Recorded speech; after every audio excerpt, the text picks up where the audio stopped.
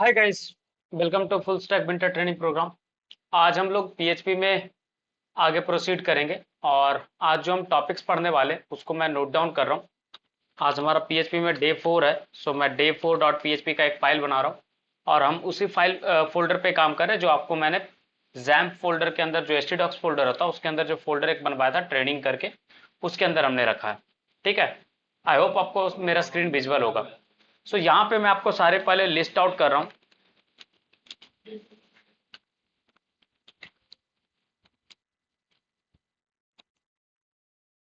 ठीक है, तो लिस्ट कर रहा हूँ आपको आज के टॉपिक्स को।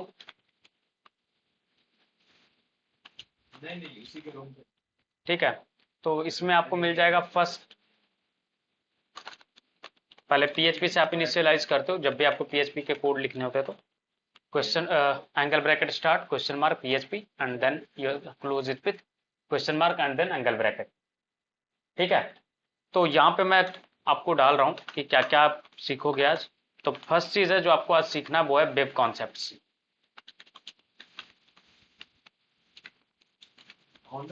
ठीक है, एंड देन दूसरा जो चीज है वो है आपका गेट एंड पोस्ट। ये दो चीजें हम लोग आज सीखेंगे, नथिंग एल्स।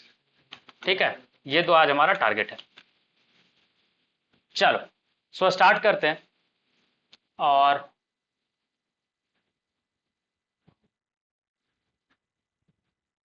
चलिए, सो फर्स्ट चीज क्या है वो है वेब कॉन्सेप्ट। तो इसका नीड क्यों, पहले ये समझते हैं वेब कॉन्सेप्ट का नीड एक्चुअली पड़ा क्यों। देखो, जब भी आप पीएचपी में काम करते हो ना, तो अगर आपको कौन से ब्राउजर से यूजर आपका कनेक्ट किया है या कौन से ब्राउजर प्लेटफॉर्म से यूजर आपके सर्वर पे रिक्वेस्ट डाल रहा है, ये सर्वर का लैंग्वेज है, राइट। तो आपको लॉग्स भी रखने होते हैं कि लाइक कहाँ से यूजर आ रहा है और क्या क्या एक्शन आपके वेबसाइट पे परफॉर्म कर रहा है। अगर ये सारे रिकॉर्ड्स आपको मेंटेन करना हो, आपको अपने डेटाबेस में स्टोर करना हो, तो कैसे आप करोगे। उसके लिए आपको चाहिए होगा ना जिससे आप इंफॉर्मेशन गेट कर सको यूजर के साइड से, लाइक कौन सा ब्राउजर से यूजर आपके वेबसाइट को एक्सेस करना चाह रहा है। ठीक है, या फिर कौन सा प्लेटफॉर्म यूज कर रहा है। तो ये सारी चीजों के लिए हम लोग यूज करते हैं क्या, वेब कॉन्सेप्ट वहां पे काम में आता है। तो पहला जो कॉन्सेप्ट है वो है आपको कि अगर आपको जानना हो कि यूजर कौन सा ब्राउजर या कौन सा प्लेटफॉर्म यूज कर रहा है, इसके लिए तो आपका एक यहाँ पे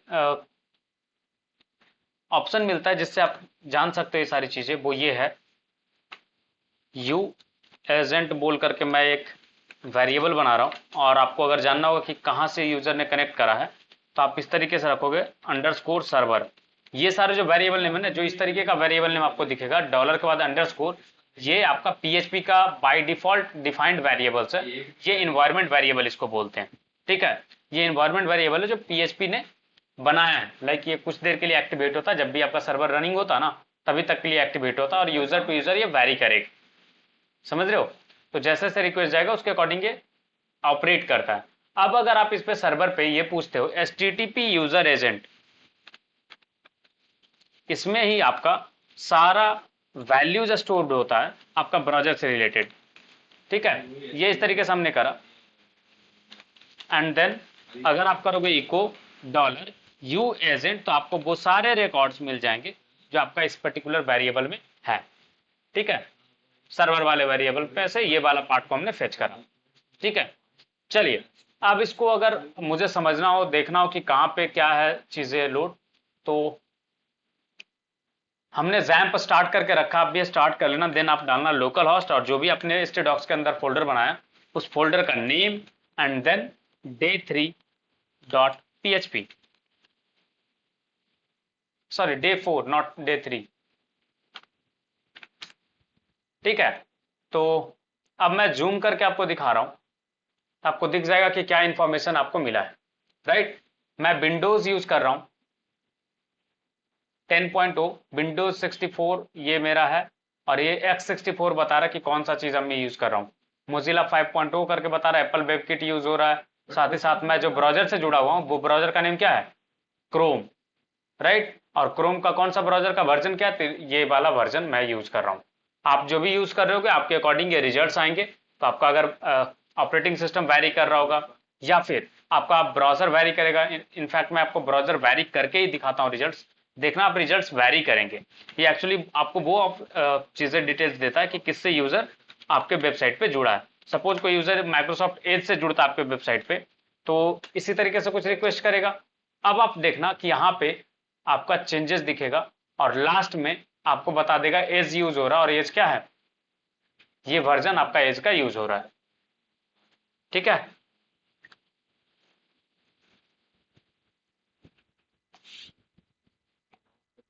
अब देखो मैं मोजिला फायरफॉक्स से जुड़ता हूँ, मोजिला का वर्जन आपको यहाँ पे नहीं दिख रहा, क्रोम और सफारी का दिख रहा है, राइट, मोजिला का नहीं दिख रहा है। अब मैं मोजिला का फायरफॉक्स से ओपन कर रहा हूँ, और आप देखना कि फायरफॉक्स से जब मैं कनेक्ट करता हूँ तो ये ब्राउजर नेम फायरफॉक्स का बताएगा आपको। देखो अब यहाँ पे आप नोटिस करना लास्ट में क्या है, फायरफॉक्स 11.0.0 है ना। समझ में आया नहीं आया, क्या इंफॉर्मेशन देगा वो समझ में आ रहा, है। हेलो, चलो ये चीज तो आपको मिल जाएगा। अब अगर आपको मैं बोलूं कि आपको एग्जैक्ट सिर्फ नेम निकालने इसमें से ट्रावर्स करके, तो कैसे करोगे। तो देखो आपको अगर प्लेटफॉर्म जानना हो कि कौन से प्लेटफॉर्म से यूजर जुड़ा है, विंडोज से, लिनक्स से, या फिर मैकबुक जिसको बोलते हैं उससे, या कौन सा ब्राउजर से जुड़ा है, उसके लिए एक फंक्शन मैं आपको दे रहा हूं। ठीक है, उसके हेल्प से आप कर पाओगे। तो वो फंक्शन मैं आपको बना के दिखाता हूं, आप देखना, सही से समझने का ट्राई करना। देखो यूजर एजेंट में ना अगर आप नोटिस करो तो बहुत लंबा चौड़ा सिंटैक्स आपको मिला था। अगर आप नोटिस करो देखो कितना बड़ा सिंटैक्स है। इसमें से अगर मैं पूछूं प्लेटफॉर्म कौन सा है तो क्या है, विंडोज, राइट। अगर मैं पूछूं ब्राउजर कौन सा है तो क्रोम, राइट। तो मैं चेक करूंगा और फिर आपको इसके कैसे आप रिजल्ट्स निकाल सकते हो, बहुत सारी चीजें आपको मैं बताता हूं। अगर मुझे जानना हो कि सिर्फ और सिर्फ मुझे प्लेटफॉर्म जानना हो, यूजर्स प्लेटफॉर्म, तो आपको एक ना सिस्टम बनाना पड़ेगा और वहां से आप फेच कर पाओगे। जैसे इफ एक फंक्शन आपके पास अवेलेबल होता है प्रेग मैच। प्रेग मैच से क्या होता है, आप मैच कर पाते हो एक स्ट्रिंग में कि ऐसा कुछ एग्जिस्ट कर रहा है क्या। लाइक अगर आपको चेक करना हो कि एक पर्टिकुलर ऐसा कुछ दिखने वाला चीज उस पर्टिकुलर स्ट्रिंग में है क्या। जैसे मुझे चेक करना है लिनक्स के लिए, तो मैं चेक करूंगा लिनक्स स्लैश आई, ऐसा अगर कुछ स्ट्रिंग में है पूरा, तो उसका यूजर किसमें चेक करना है, यूजर एजेंट में। तो ये आपको पास करना पड़ेगा यू एजेंट। क्या चेक कर रहे हो आप, ये वाला ऐसा कुछ स्ट्रिंग इस पर्टिकुलर स्ट्रिंग में है या नहीं, ये अगर ढूंढना हो तो क्या कौन सा फंक्शन यूज करोगे, PREG मैच। इसको एक्चुअली बोलते हैं रेगुलर एक्सप्रेशन मैच आप कर रहे हो किसमें, इस पर्टिकुलर स्ट्रिंग में। ठीक है, अगर ये मिलता है देन आपका क्या हो जाएगा, प्लेटफॉर्म नाम का अगर आप एक वेरिएबल बनाते हो, तो यूजर का प्लेटफॉर्म क्या है, लिनक्स। अगर ऐसा कुछ आपका सिंटैक्स में दिखता है तो लिनक्स। फिर आपको चेक कर सकते हो एल्स इफ प्रेग, सेम चीज प्रेग मैच, और यहाँ पे विंडोज चेक करेंगे। ठीक है, कि अगर विंडोज है तो वो विंडोज में कंसिडर किया जाएगा। जैसे यहाँ पे मैं डाल देता हूँ विंडोज, ठीक है, और बिन 32/i, अगर ऐसा कुछ मिलता है तो क्या हो जाएगा, ये कंसिडर किया जाएगा। तो प्लेटफॉर्म क्या है, विंडोज है। और यहाँ पे मैंने टर्मिनेशन कंडीशन नहीं डाला था, दैट्स वाई ये एरर शो कर रहा है। अब यहाँ पे टर्मिनेशन कंडीशन डालूंगा, एरर हट जाएगा। यहाँ पे क्या हो जाएगा, विंडोज। ठीक है,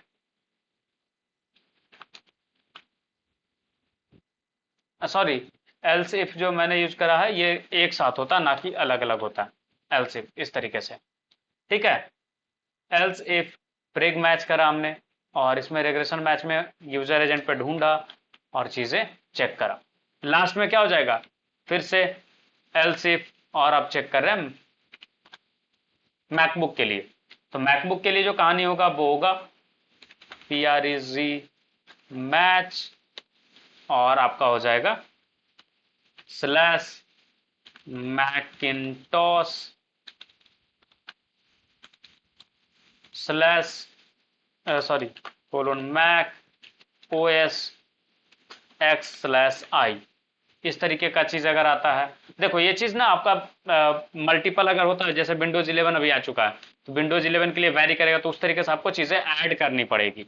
ठीक है, तो ये आपको एल्स इफ कर करके या फिर स्विच केस यूज करके आप ये सारी चीजें बना सकते हो। ठीक है, बट अगर आप रेगुलर यूज कर रहे हो तो आपको आइडिया लग जाएगा, तो ये करने का नीड होता नहीं है, मैं आपको बस जस्ट बता रहा हूँ कि कैसे आप निकाल सकते हो चीजों को। ठीक है, इस तरह से मैक, अब लास्ट में आप कर सकते हो इको कि कौन सा प्लेटफॉर्म पे यूजर है।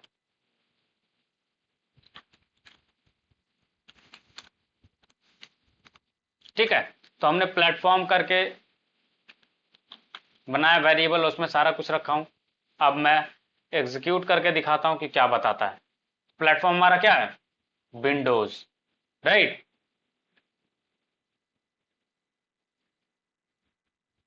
फिर नेक्स्ट जो चीज है, जो आपको बोला था ब्राउजर अगर जानना हो तो इसका बहुत लंबा चौड़ा एक्सप्रेशन है, उससे आप निकाल सकते हो। अगर आपको ब्राउजर का वर्जन जानना हो तो वो भी आप इसी तरीके से रेग्रेशन वगैरह यूज करके, string slicing and all use करके आप ब्राउजर का वर्जन निकाल सकते हो, जैसे आपको मैं दिखाया था तीनों में। तो यहाँ पे आपको क्रोम करके दिखा रहा था कुछ, तो उस तरीके से आप निकाल सकते हो। चलिए, नेक्स्ट जो चीज हमें करना है वो ये है कि हमें अगर इमेज रैंडमली दिखाना है, ठीक है, अगर आपको कोई एक रैंडम नंबर जनरेट करना हो तो कैसे जनरेट करोगे।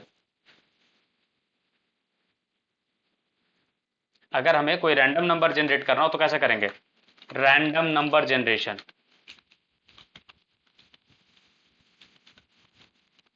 ठीक है, पहले ये सिखा रहा हूं, फिर आपको दिखाऊं कैसे आप रैंडमली कोई भी इमेज को डिस्प्ले कर सकते हो।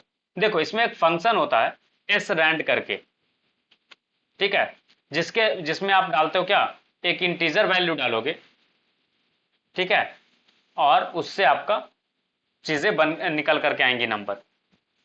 ठीक है, हमने करा माइक्रो टाइम, और इसमें माइक्रो टाइम आपको मिल जाएगा छोटा सा टाइम, उसको मल्टीप्लाई कर दिया। 10 पे आपको वैल्यू रखना है 5 जीरोस, 10 पे 5 zeros only, not more than that. ठीक है, तो इतना करके आपका क्या हुआ, आपने एग्जीक्यूट करा एक रैंडम फंक्शन को। ठीक है, अब आपको अगर नंबर जनरेट करना हो तो आप नंबर जनरेट कर सकते हो। ये क्या हुआ ना, एक्चुअली ये एक रैंडमली कोई भी एक सेकेंड उठाएगा इतने में से, रेंज में से, और उसके बाद फिर हेल्प करेगा नंबर जनरेशन में। चलो, नंबर में मैंने इसको स्टोर करा रैंड बोल करके, और वैल्यू दिया कि 1 से लेकर के 4 के बीच में नंबर जनरेट करो। ठीक है, 1 से लेकर के 4 के बीच में नंबर जनरेट करो। अब जब आप इको करोगे तो हमेशा ये 1 से 4 के बीच में एक रैंडम नंबर आपको जनरेट करेगा। जितना बार पेज रिफ्रेश करोगे ना, उतना बारी आपको नए नंबर्स 1 से 4 के बीच में दिखेंगे। अब ये मत एक्सपेक्ट करना कि नए नंबर्स मतलब कि 1 से 4 के अलावा ही आते रहेगा। दो, देखो आ रहा है। चल, लाइन नंबर 27 पे हमने कुछ मिस्टेक करा, वही वार्निंग दिया। 27 पे क्या करा है, अच्छा, S rand macro time into 10,000। आप इसको चाहो तो लाइक इसको अवॉइड भी कर सकते हो, इसके अलावा भी आपका नंबर जनरेशन काम करता है कुछ कुछ ब्राउजर पे, कुछ कुछ ब्राउजर पे आपका काम नहीं करेगा। ठीक है, जैसे देखो यहाँ पे नंबर जनरेट हुआ ना 4, और फिर से रिफ्रेश करो, ये कुछ और नंबर आएगा लास्ट में 2। देखो, इस तरीके से आप रैंड फंक्शन के हेल्प से रैंडम नंबर जनरेट कर पाओगे। अब सोचो, अगर आपको मैं बोलूं 5 इमेज दे दूं और बोलूं एक रैंडम इमेज आपको दिखाना है, तो क्या करोगे आप यूज कर सकते हो स्विच केस। ठीक है, और स्विच केस में पास कर दो नम, राइट, और सारा केस बना दो केस 1। ठीक है, इसमें I M G is equal to, यहाँ पे आप इमेज 1 का एड्रेस दे देना, मैं यहाँ पे यूज कर ले रहा हूँ टेक्स्ट इमेज 1। अब आप नोटिस करते जाना कि देखना कैसे ये चीजें वैरी करेंगी। ये हो गया तो कर दोगे क्या, ब्रेक, फिर से केस 2। केस 2 में क्या हो जाएगा, $img is equal to image 2, break, case 3, और यहाँ पे आप कर सकते हो $img is equal to image 3, break, case 4, $img is equal to image 4, and then इसको कर सकते हो ब्रेक, एंड लास्ट केस हमारा वो क्या होगा, केस 5, और इसी तरीके से आप img is equal to image5, ठीक है, ब्रेक। अब आप देखो 1 से 5 के बीच का नंबर चाहिए तो आप 1 से 5 करोगे। देखो अदर लैंग्वेज में आप यूज करोगे ना तो लास्ट वाला जो नंबर आप पास करोगे वो एक्सक्लूसिव होता है, ठीक है, यहां पे ये नंबर इंक्लूसिव होता है, ठीक है, यहां पे ये नंबर इंक्लूसिव होता है, ठीक है, चेक करें।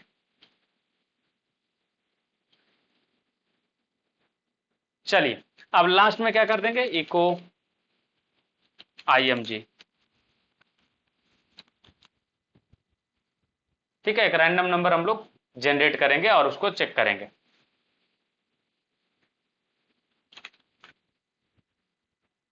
चलिए अब देखते हैं रैंडमली कौन सा इमेज आता है। देखो अभी image5 है, image4, image1, देख रहे हो, इस तरीके से आपका कभी भी कुछ भी आ सकता है।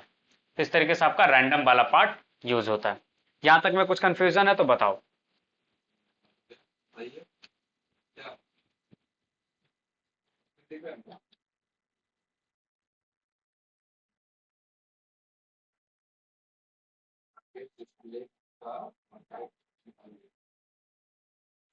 यहां तक में कुछ कंफ्यूजन है तो बताइए। शांतनु, सुनील,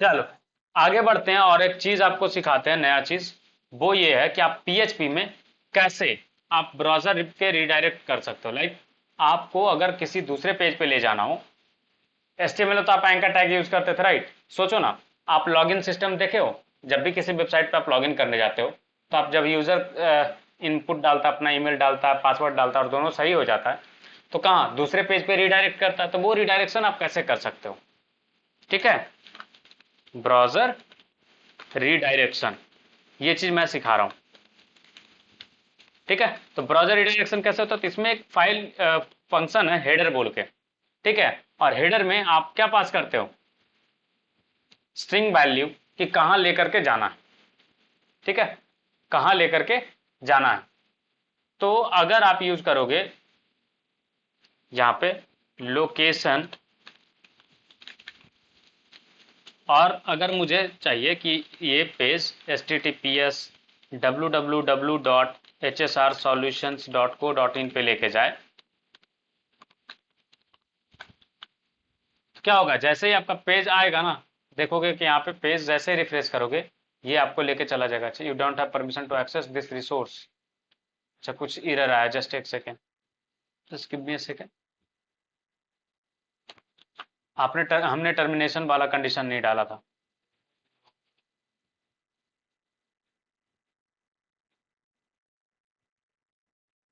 ओके, कुछ एरर चल रहा है, जस्ट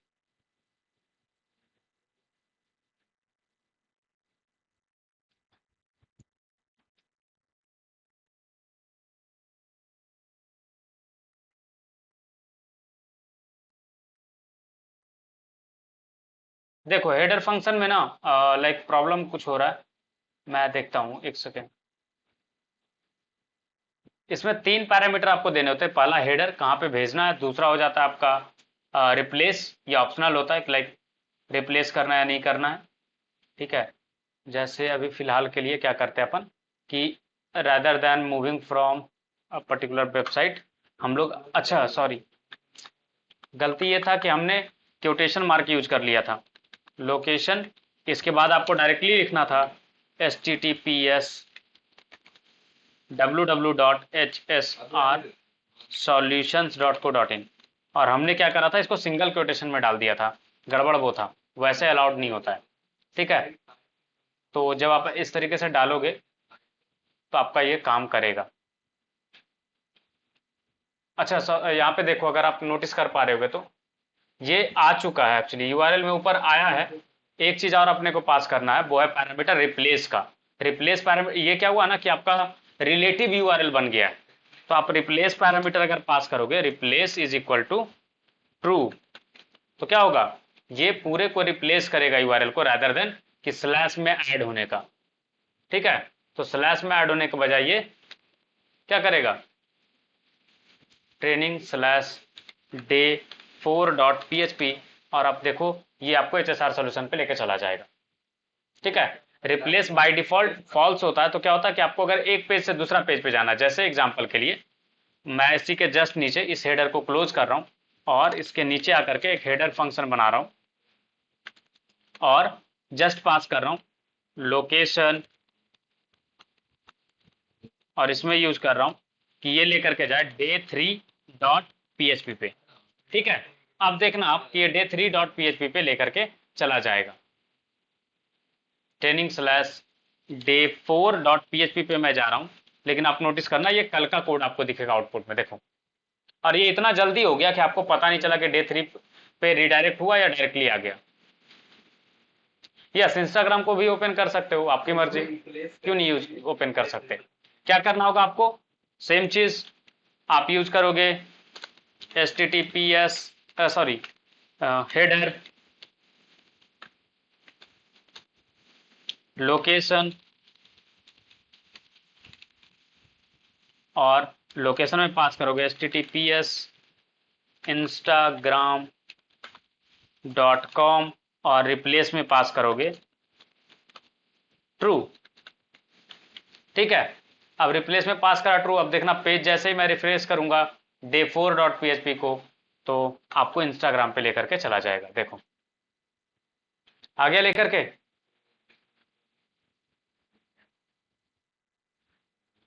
ठीक है, तो इस तरीके से आप रिडायरेक्शन के लिए यूज करते हो। देखो एक कंडीशन आपके लिए ये भी आता है ना कि कुछ देर वेट करके वो रिडायरेक्ट हो, ऐसा भी सिनेरियो आ सकता ना कि कुछ देर वेट करे एंड देन फिर वो रिडायरेक्ट हो।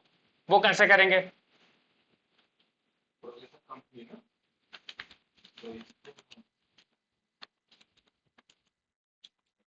किसी को कोई आइडिया तो बताओ। देखो आप इसमें हेडर फंक्शन यूज कर सकते हो, उसमें स्लिप वाला पैरामीटर यूज कर सकते हो, इससे स्लिप वाला पार्ट हो जाएगा। और एक सिंपल सा होता है जो आप ट्रिक यूज कर सकते हो, वो है हेडर में ही एक पैरामीटर आप यूज करोगे, वो पैरामीटर ये है। देखो हेडर का बहुत सारा चीज है, जैसे जैसे प्रोजेक्ट पे काम करेगा ना आपको सिखाते जाएंगे। हेडर में बहुत कुछ आप कर सकते हो यार, इतना ये पावरफुल है। इसमें मैंने डाल दिया रिप्लेस सॉरी रिफ्रेश। ठीक है, और रिफ्रेश का वैल्यू जितना आप डालोगे ना, ये सेकंड में वैल्यू होता है। ठीक है, जैसे मैंने डाला 3 कि 3 सेकंड बाद ये इस यूआरएल पे चला जाए, और यूआरएल क्या है, https google.com। ठीक है, मैं ये चाह रहा हूं कि 3 सेकंड के बाद ये कहां चला जाए, रिडायरेक्ट होकर के google.com पे पहुंच जाए।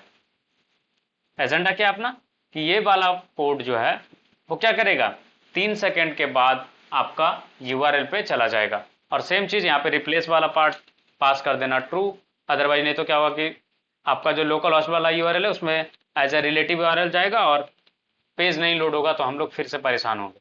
परेशान नहीं होना। ठीक है, चलिए अब अपन वापिस आते हैं और day3 के जगह पे फिर से day4.php इस बार करते हैं। इस बार आपको टाइम मिलेगा देखने का कि आपका रिडायरेक्शन हो रहा है। ठीक है, 1 2 3 देखा, 3 सेकंड के बाद आ गया google.com। चलो थोड़ा सा टाइम बढ़ाते हैं और फिर आपको दिखाते हैं। ठीक है, थोड़ा सा अपन टाइम बढ़ाते हैं और फिर आपको दिखाते हैं, 10 सेकंड का करते हैं। ठीक है, रिफ्रेश में आप पास कर दो 10 सेकंड तक हम लोग काउंट कर पाएंगे, और यहां पे आकर के आपको करना है day4.php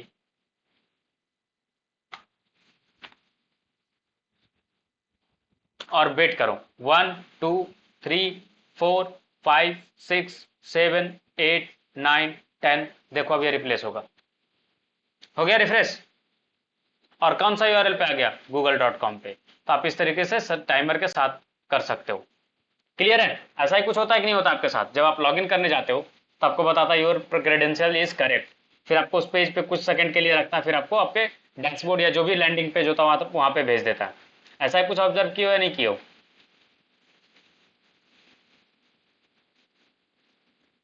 जब पेमेंट वगैरह करते हो फोन पे वगैरह में या फिर किसी और एप्लीकेशन से या वेबसाइट पे ही पेमेंट गेटवे के थ्रू जब आपका पेमेंट सक्सेसफुल होता है तो क्या होता है, कुछ देर तक आपको पेमेंट सक्सेसफुल पेज पे रखता है, फिर आपको रिडायरेक्ट कर देता है किसी और पेज पे।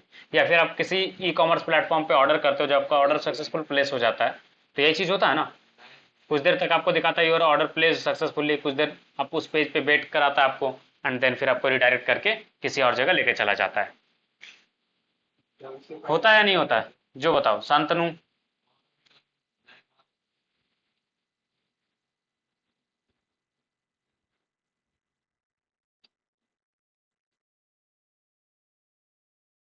चल, समझ में आया ये चीज हेडर वाला पार्ट या नहीं?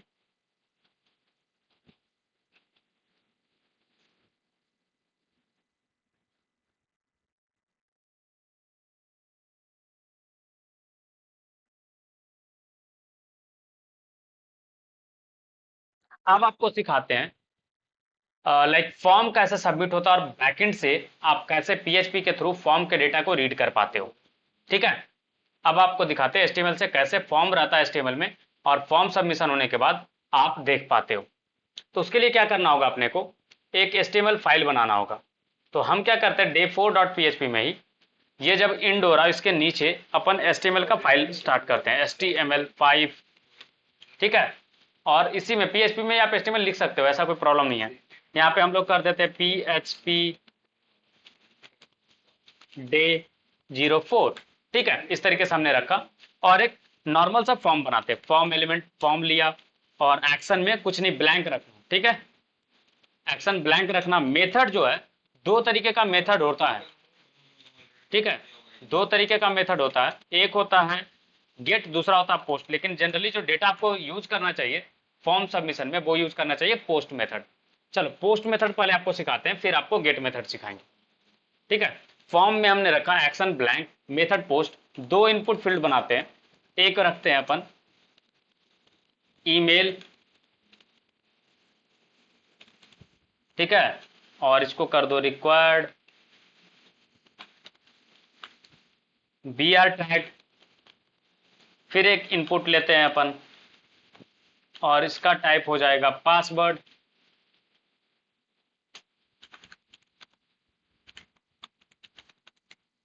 ठीक है, और ये भी रिक्वायर्ड। चलो, इसके बाद भी br टैग और एक बटन बनाते हैं जो सबमिशन के लिए हेल्पफुल होगा। बटन टाइप इसका क्या होगा, बटन का सबमिट। ठीक है, फॉर्म सबमिशन के लिए यूज हो रहा है। फिर आप पास कर सकते हो क्या, यहाँ पे बटन क्लोज करो और यहाँ पे रखो लॉग इन। ठीक है, कैसे आपका फॉर्म सबमिशन होता है वो आप देखना। अब आप देखो, आप ब्राउजर पे आओ और day4.php ओपन करो तो आपको एक फॉर्म मिलेगा। अच्छा, उसके पहले एक चीज कर लेना, और वो ये करना ना कि हमने जो रिडायरेक्शन वाला लगा के रखा उसको यार ऑफ कर लेना, नहीं तो पता चला कि पेज पे गए 10 सेकंड के बाद आपका रिफ्रेश हो गया पेज, तो प्रॉब्लम हो जाएगा। ठीक है, चलो अब day4.php पे आते हैं। देखो हमारा फॉर्म बना हुआ, हाँ गंदा सा दिख रहा, समझ सकते हैं क्योंकि हमने सीएसएस पे काम नहीं करा। क्लियर है, आगे बढ़े या कुछ कंफ्यूजन है इसमें? अच्छा हाँ, तो उसको तो ड्रॉप कर लेंगे सबसे पहले ना, पहले कोई तो रिप्लाई करो।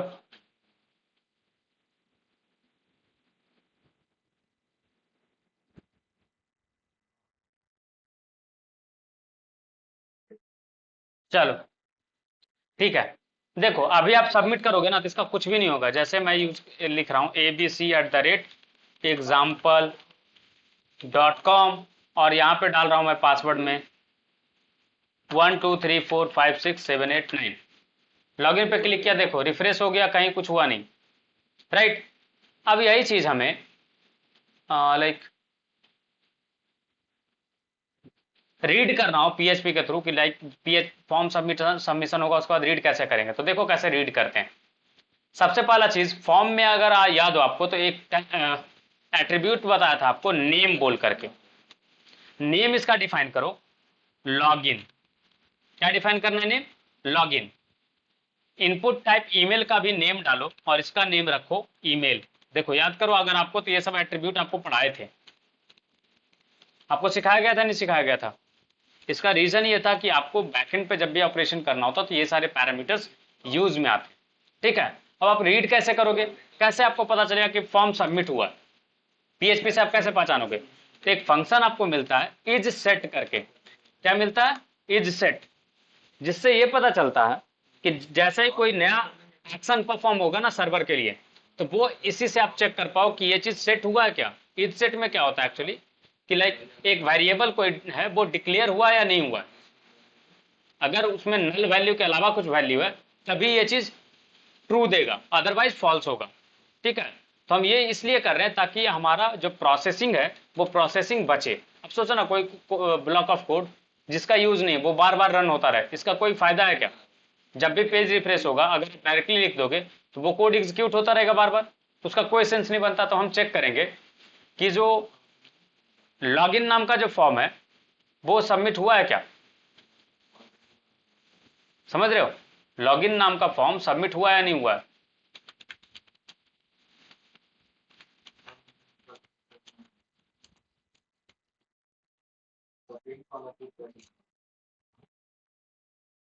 ठीक है, तो आप चेक कर पाओगे कि कैसे आपका काम हो रहा है या नहीं हो रहा। ठीक है, चलो तो क्या करते हैं अपन, चेक करेंगे कि डॉलर अंडरस्कोर पोस्ट, जब आप मेथड पोस्ट यूज कर रहे हो तो जो भी वेरिएबल आपका बनेगा ना पोस्ट से बनेगा। किसके लिए बनेगा? पोस्ट के लिए बनेगा। और आपने नेम क्या रखा है इसका? Email, right. और आप चाहते हो कि ईमेल और पासवर्ड दोनों जब एम्प्टी नहीं हो तभी ये परफॉर्म हो, तो आप लगाओगे एंड देन आप चेक करोगे पोस्ट क्या होना चाहिए?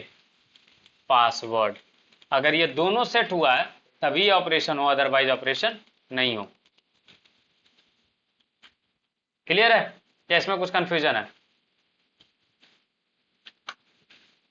ये सिंबल यूज होगा आपका। इसमें कुछ कंफ्यूजन है तो बताओ। नहीं। हम क्या करते हैं? नहीं, हम क्या पोस्ट हम में आप चेक करोगे ईमेल, आपका ये ईमेल वेरिएबल बना लोगे। और आपको अगर पासवर्ड वेरिएबल बनाना है तो पासवर्ड, एंड इस तरीके से आपका पासवर्ड वेरिएबल बन जाएगा। पोस्ट एंड देन पासवर्ड, और इस तरीके से आपका पासवर्ड वैल्यू आपको मिल जाएगा। इसमें कुछ कंफ्यूजन है तो बताओ।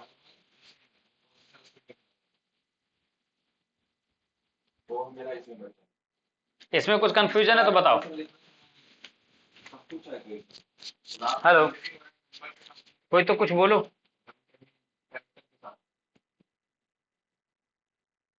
देखो ये इनसेट फंक्शन है ना, वो चेक करके देगा कि जो वेरिएबल आप चेक करना चाह रहे हो वो एम्प्टी तो नहीं है, नल तो नहीं है, ये चीज करके देगा।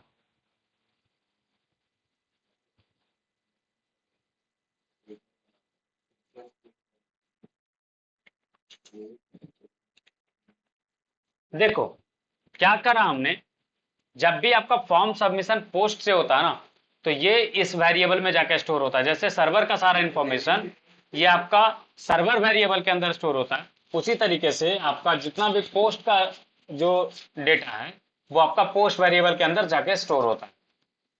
ठीक है, डॉलर अंडरस्कोर पोस्ट के अंदर आपका सेव होगा।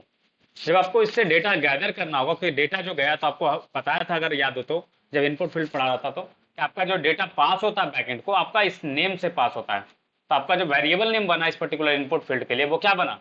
ईमेल। तो आप इसमें से जब डेटा निकालोगे पोस्ट वाले पार्ट से तो कैसे मिलेगा? ईमेल वाले सेक्शन से ईमेल का डेटा मिलेगा, पासवर्ड वाले सेक्शन से पासवर्ड का डेटा मिलेगा। यहाँ पे आप वही वैल्यू डालोगे जो आप नेम में प्रोवाइड किए होगे, अदरवाइज वो एरर देगा।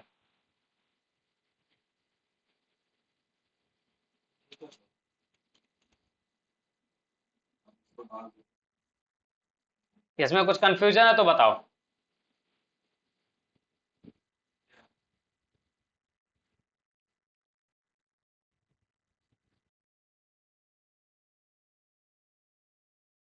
चलिए, और यहाँ पे ये डबल एंड की जगह पे ना एंड यूज होगा कीवर्ड। अभी भी ये एरर शो कर रहा है, क्यों? ऊपर कुछ ब्रेक, अच्छा अच्छा नहीं हो जाएगा। ऊपर कुछ प्रॉब्लम करा था क्या हमने? इज सेट ये तो ठीक है पार्ट। अच्छा, अनएक्सपेक्टेड टोकन देश। ओके, इफ सेट में मैंने चेक करा,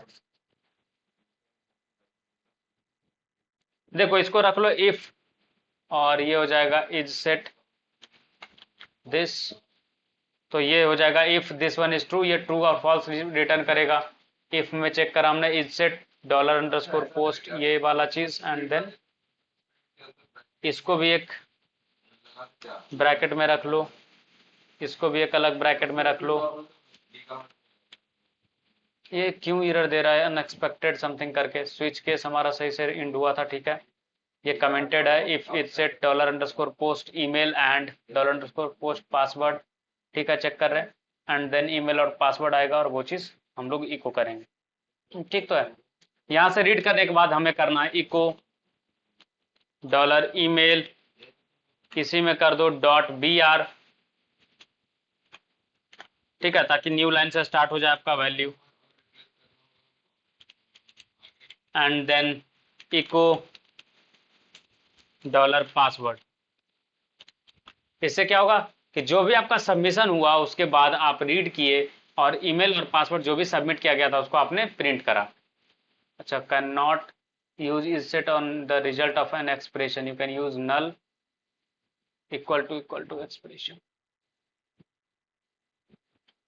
is set dollar underscore post email, ये तो ठीक है, ये आप चेक कर सकते हैं, it is correct. If is set something then post password, just give me second, ये ऐसा क्यों एरर शो कर रहा है। इफ इसको डिफाइन किया, इसमें भी इसको प्रॉब्लम है, इफ ट्रू, ठीक है। इसी तरह से यहाँ पे आ जाएगा आपका इफ इज सेट, और इज सेट में आप पास करो डॉलर अंडरस्कोर पोस्ट, और इसमें आ जाएगा ईमेल, ठीक है, एंड डॉलर अंडरस्कोर पोस्ट, और आ जाएगा यहाँ पे पासवर्ड। अच्छा सॉरी, इज सेट के अंदर ना आप इस तरीके से दो नहीं पास कर सकते, गड़बड़ ये कर रहा था मैं, sorry sorry sorry, it's my bad. आप एक बार में ना एक ही चेक कर सकते हैं, इसमें ऐसे आप लगा सकते हैं एंड देन फिर आपको चेक करना पड़ेगा इज सेट, और एक बार में एक ही वेरिएबल आप चेक कर सकते हो, गड़बड़ यहाँ पे था। इज सेट में क्या करना है ना कि आप एक बार में एक ही वेरिएबल चेक कर सकते हो। हम क्या गलती कर रहे थे कि हम दो दो चीजें एक साथ करने जा रहे थे, लाइक एक वेरिएबल दिया एंड ऑपरेशन करके दूसरा वेरिएबल, उस तरीके का ऑपरेशन इस सेट में अलाउड नहीं होता, ठीक है। तो हमने क्या किया, चेक किया कि ईमेल वाला पार्ट नल तो नहीं है, अगर नल नहीं है तो ये क्या देगा रिटर्न, फॉल्स, अदरवाइज नल रहेगा तो क्या कर, सॉरी ट्रू रिटर्न करेगा, अदर ऐसे फॉल्स रिटर्न करता। अगर कोई वेरिएबल सेट नहीं है और चेक करने जाता आप इफ इज सेट में, तो वो नल वैल्यू रहने पे बताएगा फॉल्स, अदरवाइज ये जैसे ही उसमें कुछ वैल्यू रहेगा तो बताएगा ट्रू। ये हो जाएगा ट्रू, कब होगा ट्रू, जब आप ईमेल प्रोवाइड करोगे। ये कब ट्रू होगा, जब आप पासवर्ड प्रोवाइड करोगे। अगर एम्प्टी रहेगा कोई भी एक फील्ड तो ये फेल कर जाएगा कंडीशन, इसमें फॉल्स हो जाएगा, फॉल्स एंड ट्रू फॉल्स होता है, ट्रू एंड फॉल्स फॉल्स होता है, फॉल्स एंड फॉल्स फॉल्स होता है, ट्रू एंड ट्रू ये सिर्फ ट्रू होगा, राइट। ये आपका एंड ऑपरेशन का जो वर्किंग क्राइटेरिया है। अब यहाँ पे आपको क्या है, ईमेल एक वेरिएबल बनाओ, और यहाँ पे अगर आप चाहते हो ईमेल का डेटा जो सबमिट हुआ है वो क्या आया है, तो आप इस तरीके से गेट कर सकते हो ईमेल। और यहाँ पासवर्ड का डेटा अगर आपको जानना हो पासवर्ड, तो आप इस तरीके से गेट करोगे डॉलर अंडरस्कोर पोस्ट, और यहाँ से आप गेट कर पाओगे पासवर्ड, ठीक है। अब दोनों वैल्यू को अगर हम प्रिंट करना चाहते हैं तो कर सकते हैं इको डॉलर ईमेल, और इसमें साथ में बी आर टैग लगा लो, सो दैट कि न्यू लाइन से आपका नेक्स्ट चीज प्रिंट हो पासवर्ड। और ये कब काम करेगा, ये तभी कोड एग्जीक्यूट होगा जब फॉर्म सबमिशन होगा, तभी तो ये वेरिएबल बनेगा डॉलर पोस्ट वाला, क्योंकि मेथड आपने क्या रखा है पोस्ट, अदरवाइज ये कोड एग्जीक्यूट होगा ही नहीं, ठीक है। चलिए चेक करते हैं, फिर से फॉर्म सबमिट ऑलरेडी कर चुके थे, कंटिन्यू करेंगे और यहाँ पे डालेंगे ईमेल, और पासवर्ड में डाला 1234, लॉगिन पे क्लिक किया, देखो आ गया, यही ईमेल डाला था हमने, और पासवर्ड 1234 डाला था या नहीं डाला था, हेलो।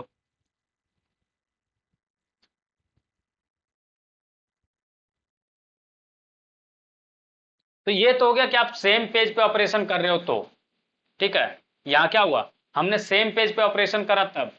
अगर अदर पेज पे होते तो ये भी तो क्राइटेरिया हो सकता है ना कि आप इस पेज पे फॉर्म है एक्शन किसी और पेज पे लेना चाहते हो, तो वही सेम चीज एक्शन पेज पे उस पर्टिकुलर पेज का आप यूआरएल डालोगे। ये चीज प्रोजेक्ट के टाइम पे आपको करवाएंगे, ठीक है, कि कैसे आप अदर पेज पे चीजें वैलिडेट कर सकते हो। चलो ये तो हो गया मेथड पोस्ट। यही चीज अगर होता गेट, गेट मेथड में क्या होता है, जब भी आप फॉर्म सबमिट करते हो तो ये यूआरएल के थ्रू ट्रैवर्स करता है। याद है किसके थ्रू ट्रैवर्स करता है, यूआरएल के थ्रू गेट रिक्वेस्ट सबमिट होता है, राइट। चलिए आपको दिखाते हैं क्या करते हैं, एक बार फिर से पेज को ना फ्रेश लोड करना पड़ेगा। चलो अब यहाँ पे फिर से मैं डालता हूँ info@hsrsolutions करके और 1234 लॉग इन। अब आप देखना यहाँ पे क्वेश्चन मार्क करके ये आया है क्या चीज, वो मैं आपको दिखाता हूँ। इसको प्रिंट ही करके मैं दिखा देता हूँ पैराग्राफ में कि ये चीज आया है यूआरएल के अंदर। देखो इस तरीके से आया है, क्या है, @ सिंबल को जब यूआरएल के थ्रू ट्रैवल करता है तो वो हो जाता है %40, ठीक है। तो info@hsrsolutions.co.in एंड से दूसरा वेरिएबल फिर डिफाइन कर पाओगे एंड यूज करके, पासवर्ड इज इक्वल टू 1234 और क्वेश्चन मार्क के बाद यूआरएल जब खत्म होता है क्वेश्चन मार्क स्टार्ट होता है तो ये वेरिएबल नेम होता है, ये वेरिएबल नेम है और ये आपका दूसरा वेरिएबल नेम है। और यही वेरिएबल नेम अगर आपको याद हो तो आपने नेम रखा था किसका, इनपुट फील्ड का। और अगर आपको गेट रिक्वेस्ट से जब जानना हो डाटा तो पोस्ट को आप चेंज कर देना गेट। इस तरीके से आप गेट रिक्वेस्ट का वैल्यू रीड कर पाते हो किसमें, पीएचपी में। तो सर्वर को जो रिक्वेस्ट जाता है, दो रिक्वेस्ट जाता है गेट और पोस्ट, यही दो रिक्वेस्ट पीएचपी में जाता है और इस तरीके से आप रीड कर पाते हो। पोस्ट वाला कैसे रीड करना आपको बता दिया, अंडरस्कोर $_ पोस्ट और उसके बाद जो भी वेरिएबल नेम से पास किया गया वो चीज। और यहाँ पे सेम चीज है, गेट से आप रिक्वेस्ट करेंगे तो आपको अगर नोट याद हो तो गेट से देखो आया इन्फॉर्मेशन, यही पास किया गया था नहीं पास किया गया था, देखो यूआरएल में इसलिए आ गया, यूआरएल से मैं हटा दे रहा हूँ तो अब ये ऊपर वाला जो पार्ट है वो नल रहेगा, देखो नल है ना। अब मैं डालता हूँ abc@example.com। आपको हो सकता है कि ऐसा लगे कि कुछ ट्रिक हम यूज कर रहे हैं, तो नहीं, ऐसा कोई ट्रिक नहीं है। और 1234 देखो जैसे लॉगिन पे क्लिक करें तो क्या होगा, abc@example.com और 1234 ये कहाँ पे प्रिंट हो जाएगा, इको हो जाएगा, क्योंकि गेट रिक्वेस्ट से हम लोग इसको रिसीव कर रहे हैं। और फॉर्म सबमिशन में क्या होता है, एक्चुअल में जब काम करते हो तो यही चीज आप यहाँ पे वैलिडेट करते हैं इसको, लाइक एक्स्ट्रा स्पेस, जो कोई एसक्यूएल तो नहीं डाल रहा है, इंजेक्शन एंड ऑल, वो सारे चीज चेक करने के बाद वैलिडेशन करने के बाद आप ये नेक्स्ट जो स्टेप जहाँ पे इको कर रहे हैं इसी को आप डेटाबेस में सेव करते हैं। यही आपका अगला ऑपरेशन होता है जब आप वेबसाइट पे काम करते हो। तो जहां तक में कुछ कंफ्यूजन है तो बताइए। सीट में भी तो घेर लगा रहे थे, तो हमको लगता है वही पे केवल लगा देते हैं। देखो गेट रिक्वेस्ट में कुछ रेस्ट्रिक्शन होता है, ठीक ना, कि कितना आपका अलाउड है गेट रिक्वेस्ट में, बट पोस्ट रिक्वेस्ट में कितना भी बड़ा डेटा आप भेज सकते हो, ठीक है। ये फायदा होता है आपका, और पोस्ट रिक्वेस्ट का डेटा नहीं दिखता है यूजर को। और क्या हो रहा था गेट रिक्वेस्ट में, यूआरएल में आ जा रहा था, तो सेंसिटिव डेटा कभी भी गेट रिक्वेस्ट से नहीं पास करते हैं, ठीक है।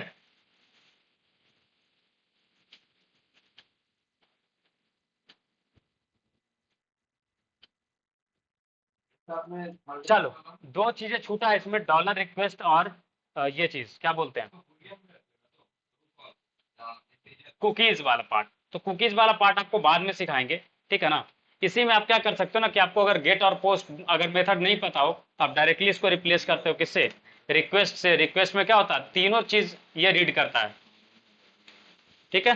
तीनों मतलब गेट, पोस्ट और कुकीज, ये तीनों को रन करता है, मतलब तीनों पे ऑपरेट करता है ये चीज। आप रिक्वेस्ट भी अगर यूज करोगे तो ये चीज काम करेगा। अब आपको कोई नीड नहीं है बताने का कि कैसे क्या होगा, आप गेट मेथड से डालो या पोस्ट मेथड से डालो, दोनों पे काम करेगा। जैसे मैं दे रहा हूँ 123@example.com.cin, चलो ठीक है, जो भी प्रिंट हो गया ऐसे ही कुछ भी रैंडमली प्रिंट डाला हूँ, देखो आया या नहीं आया, आया ना, A23 करके आया था और ये FSDDS करके पासवर्ड डाला था। ये तो हो गया गेट रिक्वेस्ट पे। यही सेम फॉर्म आप पोस्ट रिक्वेस्ट से भी सबमिट कर सकते हो। यहाँ पे क्या कर दोगे आप, जस्ट यहाँ पे आपको मेथड चेंज करना, गेट के जगह पोस्ट, और आपका सही से काम करेगा। अभी फिलहाल तो ये दिखेगा आपको आउटपुट, ये चीज ऐसे ही दिख रहा है, क्यों, क्योंकि गेट रिक्वेस्ट में ऊपर ये वैल्यूज हैं, ये हटा दूंगा मैं, ये नहीं रहेगा। अब कुछ भी आप पोस्ट से डालो, FF करके कुछ डाल रहा हूँ, राइट, याद रखना। और जैसे ही पेज सबमिट होगा आपको ये वैल्यू देखो आ जाएगा, आ गया। तो रिक्वेस्ट वाले पार्ट में वो गेट, पोस्ट और सबको रीड कर पाता है एक साथ, ठीक है, वो यूनिवर्सल है, वो सबको रीड कर लेता है रिक्वेस्ट वाला चीज। यहां तक में कुछ कंफ्यूजन है तो बताइए। कुकीज वाला पार्ट हम लोग बाद में समझेंगे, कुकीज को एक्चुअली थोड़ा टाइम चाहिए होगा मुझे एक्सप्लेन करने के लिए कि क्या होता है कुकीज, कैसे यूज करते हैं, वो सारा चीज हम लोग अच्छे से पढ़ेंगे। यहां तक में कोई कंफ्यूजन है तो बताओ। नहीं देगा तो देगा। आगे बढ़ते हैं, ठीक है। और हम लोग अब नेक्स्ट चीज सीखेंगे वो है फाइल इंक्लूजन। फाइल इंक्लूजन में क्या होता, इंक्लूजन में क्या होता है, कोई भी फाइल अगर आपको इंक्लूड करना हो पीएचपी के अंदर, क्योंकि देखो ना पीएचपी से आप क्या कर सकते हो, चीजों को अलग अलग फाइल्स में रख सकते हो, फिर उसको इंपोर्ट कर सकते हो। तो फाइल इंक्लूड करने के लिए अगर मैं चाहता हूं कि डे 3 का फाइल इंक्लूड करो इसमें, तो दो मेथड है मेरे पास, ठीक है।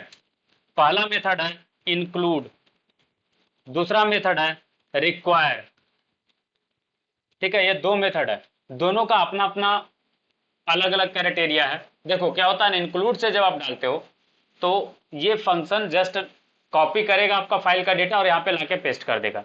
क्या करेगा, कॉपी करेगा डेटा, यहाँ पे लाके पेस्ट कर देगा। ये नहीं चेक करने जाएगा कि उस फाइल में एरर है या नहीं है, डजेंट मैटर, ठीक है, वो यहाँ पे लेके आ जाएगा, ठीक है। बट आप रिक्वायर यूज करोगे तो पहले वो चेक करेगा कि उस फाइल में कोई एरर तो नहीं है, अगर एरर रहेगा तो नहीं इंक्लूड करेगा, अगर एरर रहा तो नहीं इंक्लूजन होगा, और अगर एरर नहीं रहा तो इंक्लूड हो जाएगा यहाँ पे।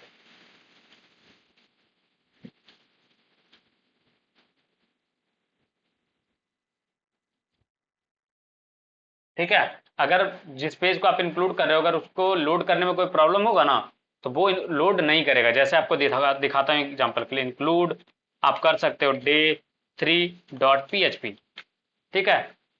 और यहाँ पे रिलेटिव यूआरएल या फिर एब्सोल्यूट यूआरएल दोनों यूज कर सकते हैं। अब देखना, आप अभी सिर्फ आपको day 4 का कोड दिख रहा है, राइट। अब आप देखना ऊपर में day 3 का भी कोड दिखेगा। अच्छा, day 4 करके मैंने डाला है और day 4 में day 4 को इंक्लूड कर रहा हूँ क्या, ऐसा गलती तो नहीं कर रहा ना, नहीं कर रहा, ठीक है। अच्छा, कुछ गड़बड़ दे रहा है, अच्छा सॉरी, टर्मिनेट नहीं कर रहा था चीज़ों को, दैट्स माय बैड। चलिए, तो अब क्या होगा, day 3 का भी कोड हमें इस पेज पे दिखेगा। दिखा, ये day 3 का कोड है नहीं है, मैं सेपरेटली day 3 का कोड ओपन कर दे रहा हूं।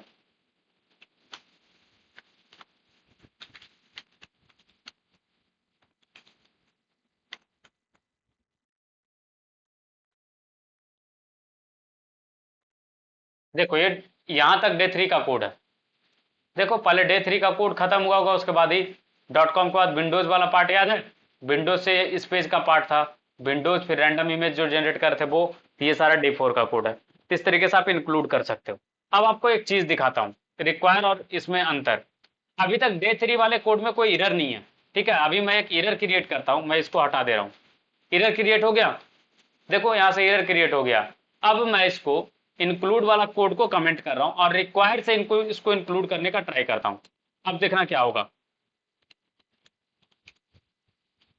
इससे आपको आइडिया लग जाएगा कि इंक्लूड और रिक्वायर में क्या डिफरेंस है। फिर मैंने एक गलती करा इसमें, तो कम से कम ये टर्मिनेशन लगाना पड़ेगा, नहीं तो गाली देगा ये।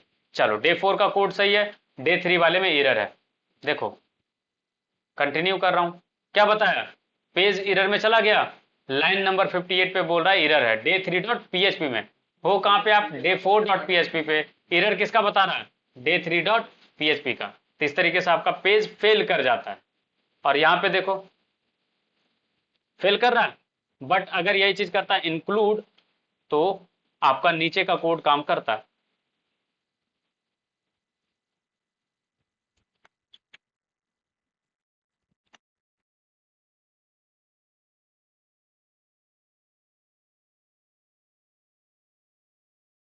चलो day 3 को सबसे ऊपर में अपने डाला, इसलिए इसमें प्रॉब्लम आ रहा है, और ये चीजें नीचे चला जाएगा।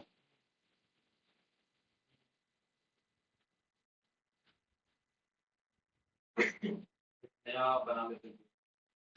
देखो मैं नीचे इसको इंपोर्ट कर रहा हूं,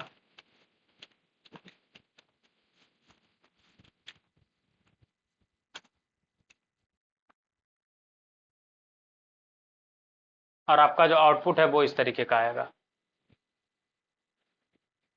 देखो क्या हुआ, ऊपर सब कुछ सही से चल रहा है, एरर किस में है, डे 4 वाले में, सॉरी डे 3 वाले में, तो एरर सिर्फ और सिर्फ नीचे आया, राइट। अब इसी चीज को रिक्वायर से करते हैं।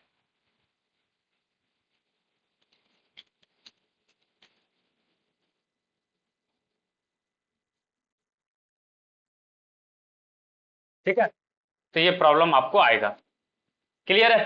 तो रिक्वायर वाला चीज आपको चेक करेगा, जो भी प्रॉब्लम होगा तो वो रोक देगा, इंक्लूड वाला जस्ट कॉपी करके टेक्स्ट को डाल देता है। अभी यहाँ पे प्रॉब्लम पीएचपी में इसलिए ऐसा दोनों में दिख रहा है, अगर आपका प्रॉब्लम किसी और चीज के कारण होगा तो वो उसको एक्सक्लूड कर जाएगा। तो आप ध्यान देना कि जो चीज चेक करने के लायक है कि लाइक हाँ एरर है या नहीं है, एरर फ्री आपको चाहिए तो आप रिक्वायर यूज कर सकते हो, ऐसे ही जस्ट कॉपी पेस्ट करना तो इंक्लूड यूज कर सकते हो। यहाँ तक में कोई कंफ्यूजन है तो बताइए।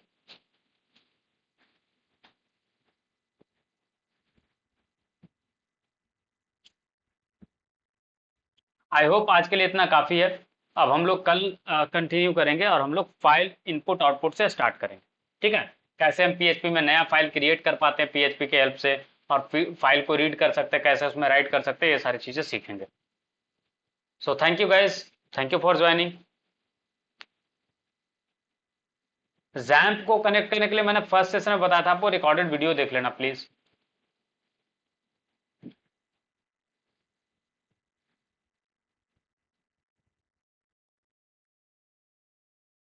Thank you guys, thank you for joining, see you guys tomorrow. क्या बात